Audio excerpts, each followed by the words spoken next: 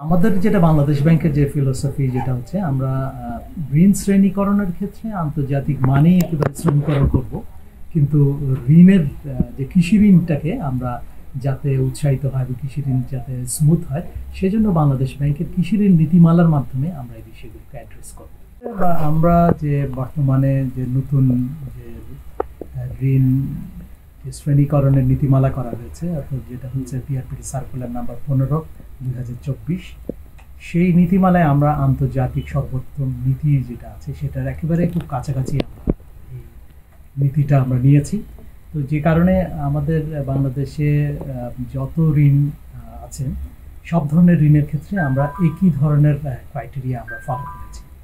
তো সেটা করতে গিয়ে আমাদের যেটা করতে হয়েছে যে যেখানে কৃষি ঋণটা আমাদের আগে ক্লাসিফিকেশন হতো, সাবস্ট্যান্ডার্ড হতো 1 বছরে, এবং এটা ডাউটফুল হতো 3 বছরে, এবং এরপর গিয়ে যেটা ব্যাড অ্যান্ড লস হতো 5 বছরে, সেটা এখন আমরা করে নিয়েছি 3 মাস সাবস্ট্যান্ডার্ড, 6 মাসে এটা ডাউটফুল, এবং টানা তৃতীয়বার অর্জন করেছে দেশের সেরা সুপার ব্র্যান্ড স্বীকৃতি বসুন্ধরা টিস্যু।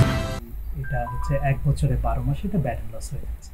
তো এটার কারণে দেখাচ্ছে এটা টেকনিক্যাল কারণ, যে কারণে যে লোনটা হয়তো 1 বছর পরে ক্লাসিফিকেশনের মধ্যে পড়তো সেটা এখন পড়ছে হচ্ছে মাত্র 3 মাস হয়ে গেলে সেটা পড়ে যাচ্ছে। তো এইটাও একটা মেকানিক্যাল কারণে আমাদের কৃষি ঋণ যেটা আমরা শর্ট টার্ম এগ্রিকালচার এবং মাইক্রো ক্রেডিট আছে সেটা আমরা এর মধ্যে পড়ে যাচ্ছে, আমাদের ক্লাসিফিকেশনের আওতায় চলে আসছে।